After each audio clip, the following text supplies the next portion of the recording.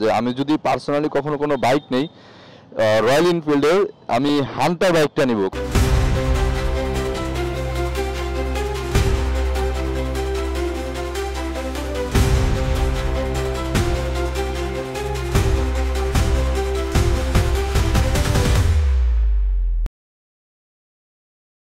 আমি যখন রাইড করি এখানে যে ভাইয়া আছে ওনাকে বলছিলাম যে আমি যদি পার্সোনালি কখনো কোনো বাইক নেই রয়্যাল এনফিল্ডের, আমি হান্টার বাইকটা নিব। কারণ আমার যে ফিজিক্যাল যে স্ট্রাকচার, আমার যে ওয়েট, আমার যে হাইট, সব কিছুতে এই হান্টারটা আমার পছন্দ। আর হান্টারটা আলাদা একটা ফিল আছে। হান্টার আমি আগে কখনো চালাই নাই, আজকে চালাবো। তো হান্টার বাইকটা আসলে দেখতেই পাচ্ছেন এটার সব কিছুই। আর আমি যেহেতু আপনার বুলেটটাও চালাইছি, বুলেট আর এটা চালানোর পরে আমার কি কি পার্থক্য মনে হইতেছে, মানে বিশেষ করে বসার পরে বা একটু চালানোর সময়, আমি এটা একটু আপনাদের কাছে শেয়ার করব। আর আমি যদি পার্সোনালি কোনোদিন রয়্যাল এনফিল্ড নেই তাহলে এই বাইকটা নিব। চলেন এটা বসে দেখা যাক আগে। এটা বসলে পরে সবার প্রথমে যেটা মনে হয় সেটা হচ্ছে এটার সিট হাইট। এটার সিট হাইট ওইটার থেকে অনেক কম। এটা 5 ফুট 5 যারা আছে তারাও চালাতে পারবে। আর আমার কাছে পার্সোনালি এই বাইকটা অনেক ভালো লাগে। আচ্ছা, এরপর এটা যদি চাবি আসে, এটা চাবি হচ্ছে এরকম অন্যগুলোর মতোই, এটা চাবি দিলে পারে। আর অন্যান্য যে বাইকগুলো আছে তার ভিতর থেকে এই বাইকটার ডিজাইনটা সম্পূর্ণ আলাদা। এখানে গোল একটা মিটার, যেখানে ডিজিটালও আছে অ্যানালগও আছে। এখানে এটা মেবি টাইম, হ্যাঁ এটা টাইম। আর সব কিছু ওভারঅল সেম। এখানে যা যা আছে, এখানে ইন্ডিকেটর চুইস, হর্ন চুইস, সব কিছুই সেম অন্যান্য মডেলগুলোর মতো। তো এটা বসার পরে এটা সিট হাইটটা ওইটা থেকে আমার কাছে কম মনে হয়েছে। আর পার্সোনালি যদি আমি কোনো বাইক কিনি, এই বাইকটা যেহেতু আমার কেনার ইচ্ছা, এটা যখন হাতে পাইছি তো এটার যে অনুভূতি সেটা অবশ্যই সুন্দর। চলেন একটু রাইড করে দেখা যাক। ও আরেকটা ইউনিক জিনিস আছে, অন্যান্য যে মডেলগুলো আছে সেগুলো এই যে গিয়ার শিফটিংয়ে যে এটা দুই পাশেই থাকে। আর এটা হচ্ছে অন্যান্য আমরা যে sports bike, naked sports bike, commuter যে 150 সিসি বাইকগুলো বা 250 সিসি বাইকগুলো চালাই ওইগুলোর মতোই। বিসমিল্লাহ, চলেন শুরু করা যাক।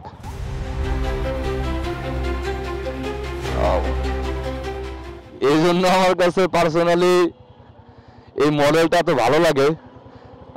এক একজনের এক একটা মডেল পছন্দ, তবে আমার কাছে এই হান্টারটা পছন্দ। টান আছে ভাই, ওর যে শক্তি নিয়ে চলে এটা আপনি অনুভব করতে পারবেন।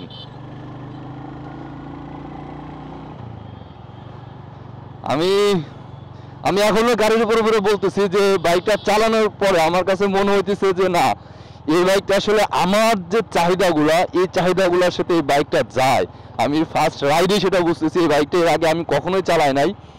তো এই বাইকটার যে ওয়েট, যে হাইট, যে সিটিং পজিশন আমার জন্য পারফেক্ট। পার্সোনালি আমি মনে করি যে এটা আমার জন্য একদম ঠিকঠাক। আর অন্যান্য যে মডেলগুলো আছে ওইগুলো একটু বড়, একটু হেভি, এটাও ওয়েট অনেক বেশি, কিন্তু এটার আমার কাছে কন্ট্রোল করা মনে হয় যে ভেরি ইজি। ও আরেকটা জিনিস, এই যে জ্যামজটের মধ্যে এই বাইকটা ইজিলি আপনি মুভমেন্ট করতে পারবেন। আপনি যদি compare to naked sports bike, commuter bike, ওইগুলোর সাথে যদি আপনি কম্পেয়ার করেন, আমার কাছে মনে হচ্ছে যে আপনি এটা ইজিলি আপনি ওইটার মতোই আপনি ফিল পাবেন। সিটিং পজিশনটা একটু ডিফারেন্ট বাট আরামদায়ক।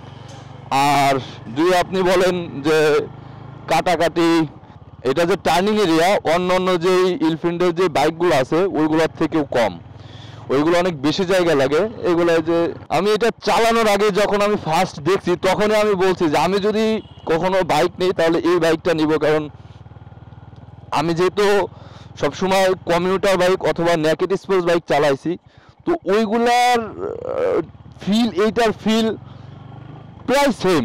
আপনি হ্যাঁ, এটা তো আপনার 350 সিসি, এটার পাওয়ার টর্ক আলাদা। আর এটা হচ্ছে আপনার টপ স্পিডের জন্য না বা টানাটানির জন্য না, এটা হচ্ছে লং টাইম আপনি চালাতে পারবেন। আর এটা যে ভাঙাচোরার মধ্যে যাচ্ছে, ভাঙাচোরার মধ্যে সাসপেনশনটা ভালোই কাজ করে, আপনি ঝাঁকি অনুভব করতে পারবেন খুব কম।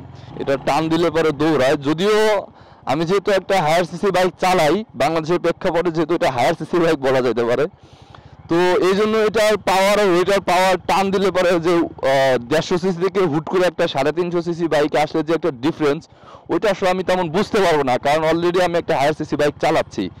কিন্তু এটার সাসপেনশনটার কথা যদি বলি, এটার সাসপেনশন ভাই খুব সুন্দর, সাসপেনশনটা খুব সুন্দর। আর ব্রেকিং এর কথা কি বলবো, এটার সামনের ডিস্কটা অনেক বড়, ডুয়াল চ্যানেল এবিএস, মজা আছে ভাই, মজা আছে। আমি বাইকটা চালানোর আগে যেহেতু আমি বলছি আমি যদি নেই এই বাইকটা নিব ইনশাল্লাহ, আর চালানোর পরে এখন আমি মোটামুটি কনফার্ম যদি আমি রয়্যাল এনফিল্ডের কোনো বাইক নেই তাহলে আমি এই বাইকটা ইনশাল্লাহ হয়তো নেব।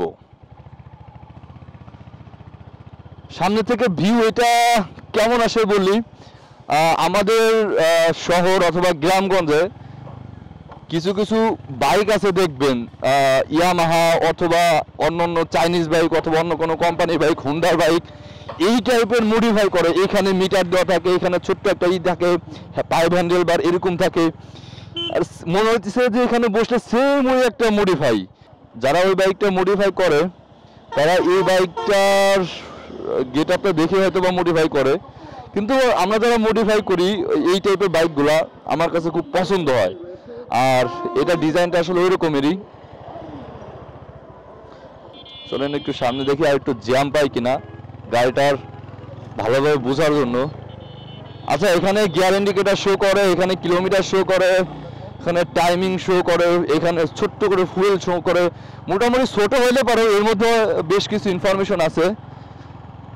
আর ব্রেকের কথা যদি বলি, ও মাই গড, অমাইক ব্রেক, ব্রেক খুবই সুন্দর। আপনি এটা মেবি সামনে বাইবারের ক্যালিপার ব্যবহার করছে, আর আপনারা যারা জানেন বাইবারের ক্যালিপার নাম করা একটা ব্র্যান্ড।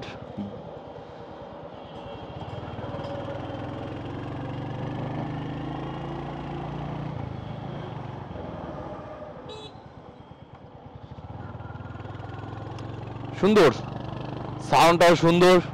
আর রয়্যাল এনফিল্ডের বাইকগুলো সাউন্ডের জন্য বিখ্যাত, এখানে সাউন্ড এর জন্য আলাদাভাবে বলার কিছু নাই। তবে আমার কাছে এই বাইকটা আসলেই আমার মনের মতো একটা বাইক। আমি যেহেতু খুব বেশি চালানোর সুযোগ হয় না, তবে অল্প যতটুকু রাইড করছি, আমার একটা ইচ্ছা ছিল যে আমি যদি রয়্যাল এনফিল্ডের কোনো মডেলে নেই তাহলে এই মডেলটা যেহেতু নিব। আর এই বাইকে অসংখ্য ধন্যবাদ যে আমার আশাটা পূরণ করছে, এই বাইকটা চালানোর সুযোগ করে দিয়ে। এর ইঞ্জিনটা অনেক বড়, বলেছিলাম না সামনে ডিস্কটা অনেক বড়। ও, এটার ব্র্যান্ডিং করা নেই, আমি আগে যখন ওইটা চালাইছি বুলেট, ওইখানে বাইবারের ক্যালিপার ছিল, তো আমি ভাবছি এটা হয়তো বাইবারের ক্যালিপার। তবে এটা ব্র্যান্ডিং না করা থাকলে পরেও আপনার এটার যে ব্রেক অস্থির, আর যেহেতু ডুয়েল চ্যানেল এবিএস তো ব্রেকটা অনেক ভালো পাবেন। এই ছিল বাইকের লুকসটা। কি ভাই, আমরা এই টাইপের যে বাইকগুলো থাকে আমরা মডিফাই করি এরকমের, আর এই বাইকটা বিল্ট অবস্থায় এই মডিফাই আসছে, মানে আলাদাভাবে মডিফাই করার কিছু নাই, দেখলে মনে হয় এটা একটা মডিফাই কেউ করছে। এই জন্য আসলে এই বাইকটা আমার কাছে ভালো লাগে। আর এই বাইকটা চালালাম, দেখলাম। আর এই বাইকটা যারা 5 ফিট 5-এর উপরে আছেন বা 5 ফিট 5 আছেন তারা এই বাইকটা চালাতে পারবেন। আর আপনারা এই বাইকটা টেস্ট রাইড দেওয়ার জন্য চলে আসেন ফরিদপুর রয়্যাল এনফিল্ডের এই শোরুমে। আপনাদের টেস্ট রাইডের ব্যবস্থা করছে ওনারা, যেটা খুব ভালো বিষয়। যাই হোক, তাই ভালো থাকবেন, সুস্থ থাকবেন। যদি কখনো এই বাইকটা অনেক কিলোমিটার চালানো হয় অথবা কোনো ইউজারকে পায় যারা দীর্ঘ কিলোমিটার চালাইছে, তাদের এক্সপিরিয়েন্স আপনাদের কাছে ইনশাল্লাহ শেয়ার করব। তত সময় ভালো থাকেন, সুস্থ থাকেন, আল্লাহ হাফেজ।